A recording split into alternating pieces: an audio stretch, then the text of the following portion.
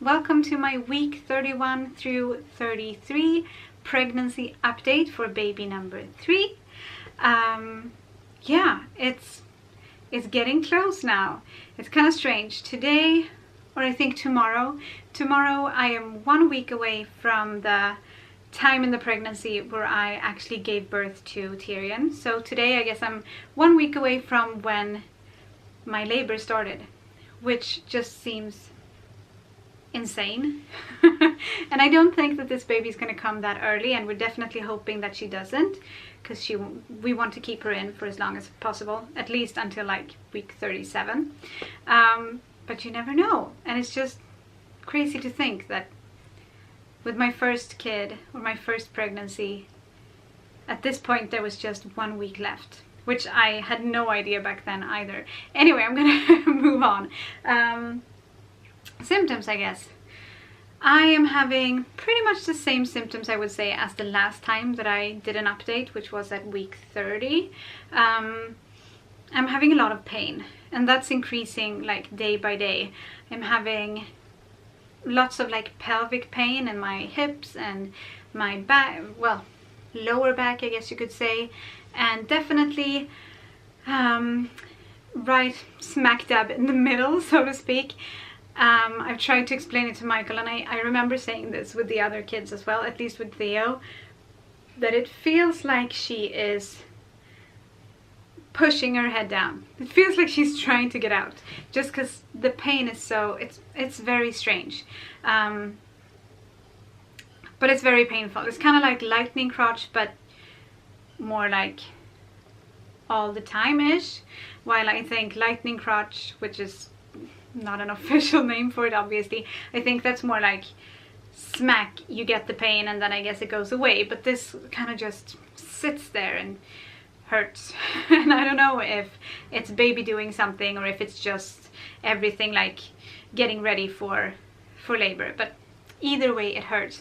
And my feet hurt, and she's getting so big that a lot of her movements hurt as well. So like just maybe half an hour ago I was lying in bed and it felt like she was trying to move her entire body over to my right side, the right side of my belly, and like she was kind of trying to push out, so it hurt a lot. And yeah, it's just, for right now there's a lot of different kinds of pain, but that just comes with the territory.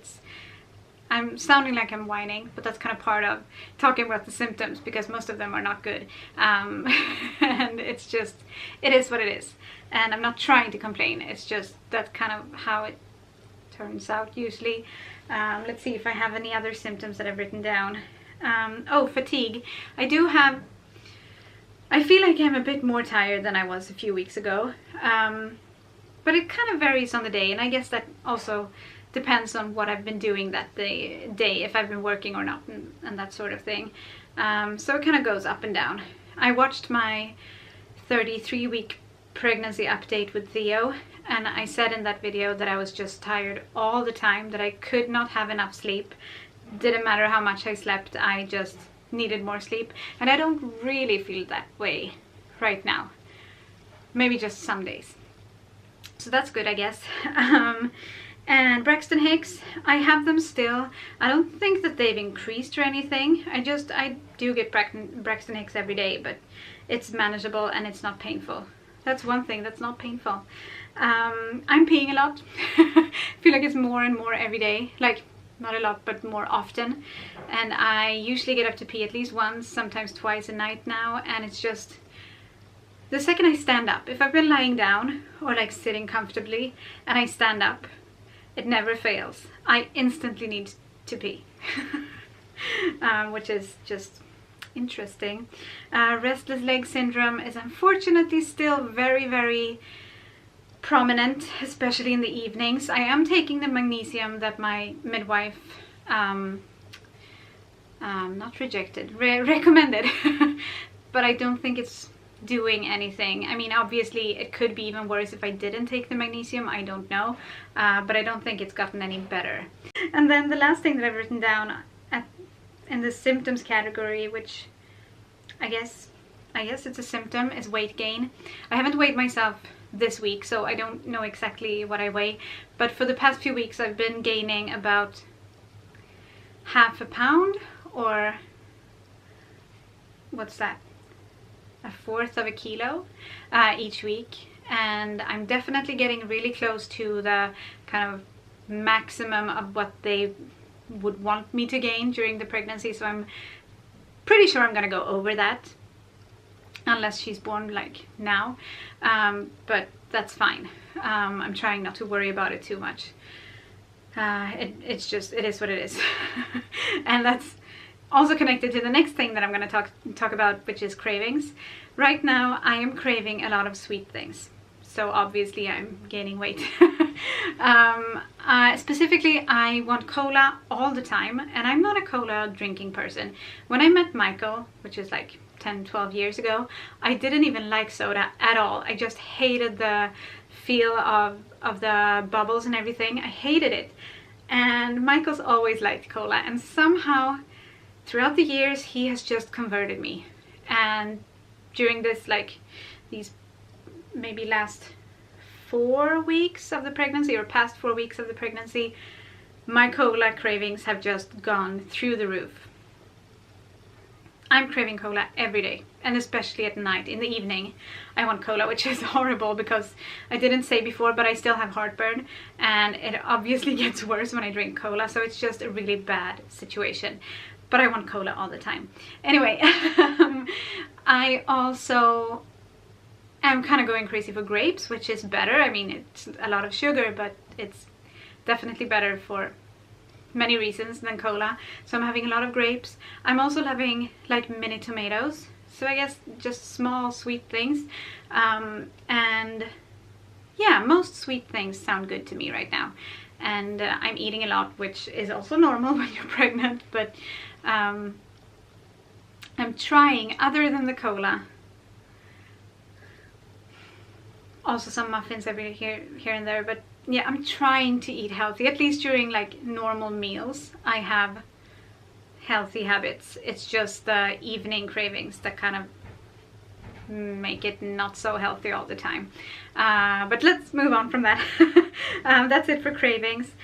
I've written down active and strong baby, and that's very true. She's very active very often. I'm seeing cola. Speak of the devil. Come here. Why? Here's the guy who got me addicted to cola. And he has addicted flowers. He has flowers for me. Sorry and for cola. making me addicted to cola. Thank you. Look, they're so pretty. Candy. Candy too. Like I said, sugar is my thing right now. And cupcakes. And cupcakes. Oh my gosh. Two of mine. So it's not really my fault that I'm having a lot of sugary things. It's obviously his fault because he's the one with the car. So he's the one who goes to get it for me. But yeah, flowers. I'm gonna put these in a vase. I'm just gonna finish this video, and I'm gonna have that cola too. But first I'm gonna finish the video. So let's keep going. What was I saying? Active and strong baby is what I said. She is very active. I feel like she moves more than the other kids did, but then at the same time it's kind of difficult to remember exactly how much they move, but I just feel like she's so active, and she is so strong. Like I said before, it really hurts when she moves, like when she makes big movements, and it's a little bit disconcerting, I think is the word, but I guess it's good that she's active and strong. And she has hiccups now. I know I said a few weeks ago that she never had hiccups, and I was very happy about it, because when my babies get hiccups in my tummy, I get nauseous. But she is now having hiccups every day. So yeah, what are you gonna do? I'm trying to kind of move on, not because I want to drink the cola, but because I have 5% of battery left on my phone, and I want to go through all the things that I've written down. Last week I had an ultrasound, and I think I talked a bit about it in the vlog from last week, but I basically went to they booked the ultrasound for me to check how big the baby is, to see that she's not too small in case she comes too early. Obviously there's not much they can do if she's too small, but I guess they just want to know what the dealio is if she like decides to come out soon. But she wasn't small. She measured at plus 7.1% compared to the like median, the like middle ground, I guess. What would be most common, I think, at the week and the day that they measured her. So she's just slightly bigger than the middle ground. I can't find the words in English, but I think you understand what I mean. And they also said that plus or minus 22% is kind of the cutoff from what they think is normal. So if she would have been like plus 23%, then she would have been abnormally big. So I think plus 7% isn't like a big deal at all. But I would have hoped that she would have been just normal or slightly smaller, just because I'm worried about the vaginal birth. But obviously she needs to be healthy, and that's what's the most important, and it's good that she's not tiny in there. They also could see that she was head down, and I think she's been head down for quite a few weeks. A couple of times my midwife hasn't really been able to tell if she was head down or up, but the times that we have seen her, for like the past 5 or 6 weeks, I think she's always been head down. So I think she's just stuck there, and I'm hoping she is.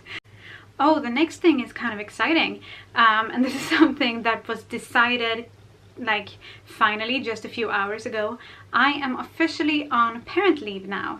This was originally the date that I wanted to have as my last day at work, and then we have a national holiday right now, tomorrow and Friday, and then like Monday would be my first day of parent leave, I guess you could say.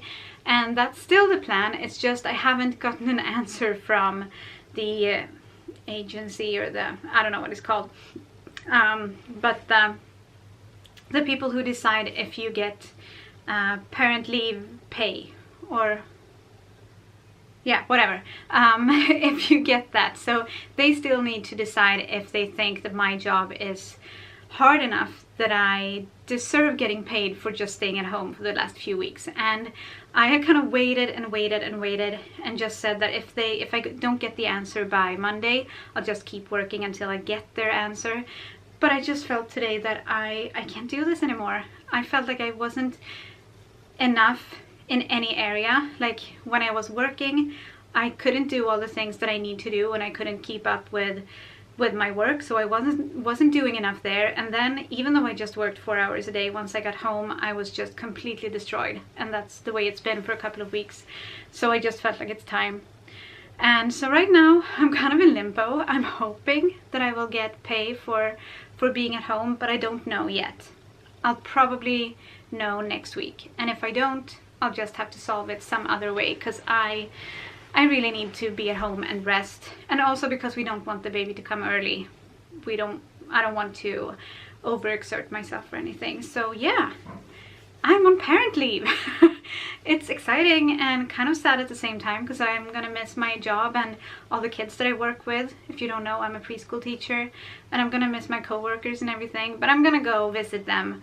I mean, next week I'm gonna go visit them just to get some things that I have at work and stuff. So I'm trying not to think too much about the fact that I'm not gonna work with these people again, because they're doing a reorganization of the preschool and whatever, and that I'm not gonna like work with these kids again because they're growing up. So once I get back, most of them are gonna be in school and not preschool. And yeah, like I said, I'm trying not to think about that. So let's just move on before I start crying. I'm a bit emotional too. I guess that could be a pregnancy symptom. Let's see, 4% battery left. Oh yeah, creations, pregnancy creations or baby creations. I have finished a dress that I've been working on for a few weeks actually. It's almost finished. I just need 2 little buttons to put right up here. The problem is the buttons that I ordered are too big. They're not gonna fit through these tiny little buttonholes. So I need to find smaller buttons. But then this little dress is gonna be done.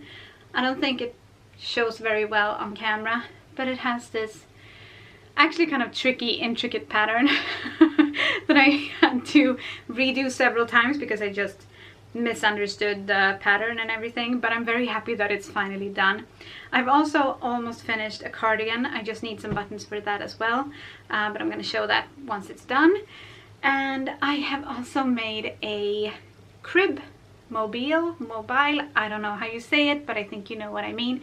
I'm just going to grab the camera and bring you over here because I'm gonna want to show you something else in a second. Anyway, this is it. It's not quite done. I still need to just get rid of all of these things, but this is what it looks like. It kind of looks like a what's it called? Not wind catcher, dream catcher. That's the look that I'm going for. So the top is kind of a dream catcher, and then there's feathers down here in different colors, and I think it just turned out really cute and colorful, which is good for when the baby starts like looking around and seeing things. And as you might be able to tell, there's also a crib here. We finally got the crib put together. This is actually not a pregnancy purchase because we're just borrowing the crib from my dad and his wife. They have 2 of these for their kids, and I think they want to keep them for like when their kids grow up, if they want to use them for their babies, which I think is very cute. But we get to borrow one of them right now. And it's not in the best shape. I mean, you could definitely see that there's been someone gnawing on this. But I think that's kind of endearing, just to know that it's been used for one of my little sisters, and now this little baby girl is gonna get to sleep in this. And I'm excited to have it up. I actually really wanted one of those, because if you can see, this thing is attached to it. I wanted one of those, like, what's it called in English? Oh, that's so annoying. But you know, this thin fabric that goes down. But the more I read about it, the more I realize that it's just not very safe for babies and toddlers. So I'm not going to buy one of those. I'm just going to use the whole contraption thing for the mobile, whatever. And I'm excited. It's not going to be here. It's actually going to be in the corner over there. Because I just think it's better to have it further away from the window with the light and everything when the baby's sleeping. But I just put it here just so that I could show you. And now I have. So I guess the last thing, unless I had something else written down. No, that's the last thing. Yeah, we need a belly shot. So I'm going to try to put the camera somewhere where we can get a belly shot. Not the best lighting, not the best angle, but let's just do this here in front of the little crib. So I don't know how good this dress is going to be for showing the belly, but this is the belly from the front. And then from the side, and I feel like on camera it doesn't look that big, but in person it definitely looks huge. And then that depends on what I'm wearing as well, but yeah. This is the belly. Oh, this lighting is so bad. But look at that cute crib. That's gonna be it for this week's, or these, for the update of these past few weeks. Please like the video if you liked it, and subscribe if you want to see more of our bi-weekly family videos. And we will see you on Sunday with a vlog from this week. And thank you for watching today. Hej då!